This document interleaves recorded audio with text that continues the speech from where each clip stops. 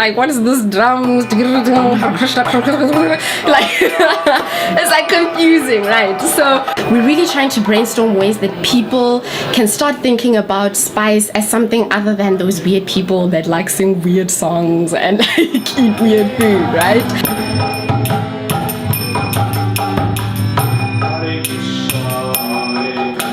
What we do is that we have a specific mantra and we use different instruments and we keep repeating this mantra, right? So you focus, it engages all of your senses. So you're saying something in particular over and over again, you're hearing different instruments, usually they have incense. So basically it's engaging all of your senses around one particular thing, and that's the mantra meditation that we do.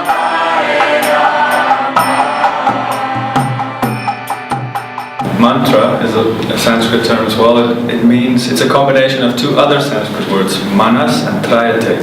Manas means the mind, and trayate means to free. So a mantra is anything essentially that frees your mind. And this one is called the Maha Mantra because it's the great mantra, and it's made up of names of God. Hare is one of the names of the female aspect of God, and Rama and Krishna are some of the names of the male form of God. We have Christians coming to our meetings, we have Muslims coming, Buddhists, we have a sprinkling of atheists. And these are the people we're reaching out to, people who realize that it's not about what specific path or tradition you follow, but it's about what you're actually striving for. I am not religious really in any way. I'm very spiritual, so I do have a spiritual practice. I do meditate a lot, and I do try to connect with the divine energy.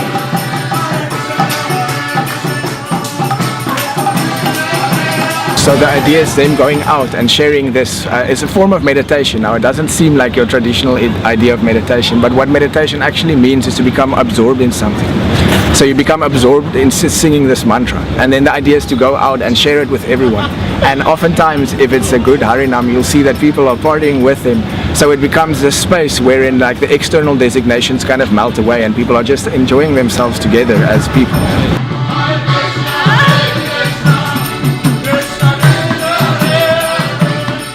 People probably think they're a bit weird, but I mean, you need to be open about other people's beliefs, so yeah. The reactions are, I would say, unanimously positive. So I think for a long period of time, it was primarily a Dutch Reformed institution, but I think since 1994, and especially since 2000, things changed quite dramatically in Stellenbosch and at the university campus. I've heard rumors.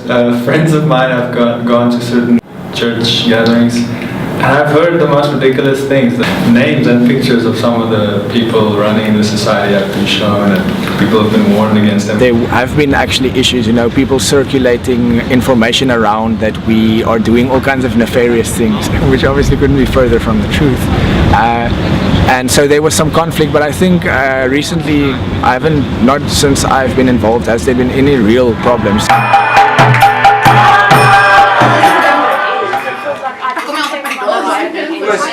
I live a certain lifestyle as well.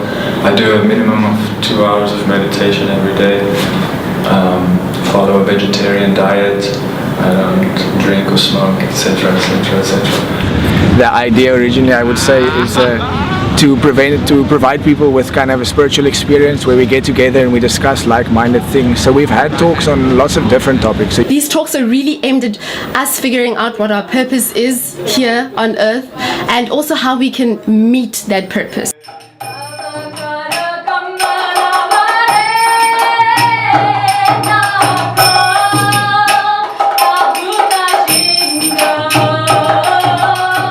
We all have lots of differences, we come from different cultures, whatever the case may be. In our country, race is a big issue. And the fact that we have these manifestations of race based on, discrimination based on my race, discrimination that I face because I'm a female, right? These are things that I have to deal with in my lived reality every day. And how do I deal with them without being defeated by this reality? And that's why this philosophy and this spirituality is really important to me, and that's where it comes in handy, because it reminds me that even in the lived, very real reality of my blackness, my femaleness, there's something that is greater that I have to orientate my life towards.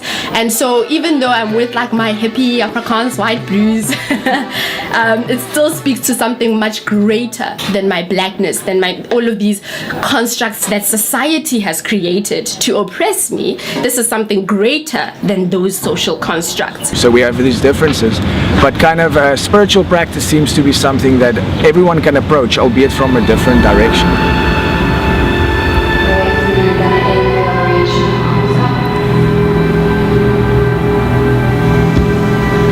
Exhale, just bring them down all the way onto the mats. Letting the head hang down as well. Yoga is a meditative experience, a cathartic experience. I think obviously yoga is becoming a bigger thing, like a fad that people are interested in, but the yoga classes that we offer is really much more healing orientated. So I think people really have an intense need, especially students, to relax and wind down and get rid of all the noise in their head and just focus.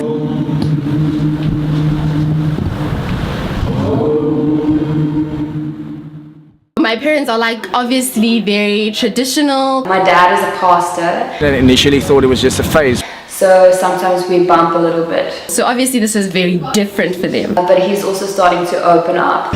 So with time he became very comfortable with it, and my mother similarly. With time, everyone close to me in my life could come to see that it's what I've become interested in is something really valuable. Even though my mother could appreciate that, girl, this may be some new age type of stuff, and this is not me completely, I can appreciate that you are much more wholesome as a person.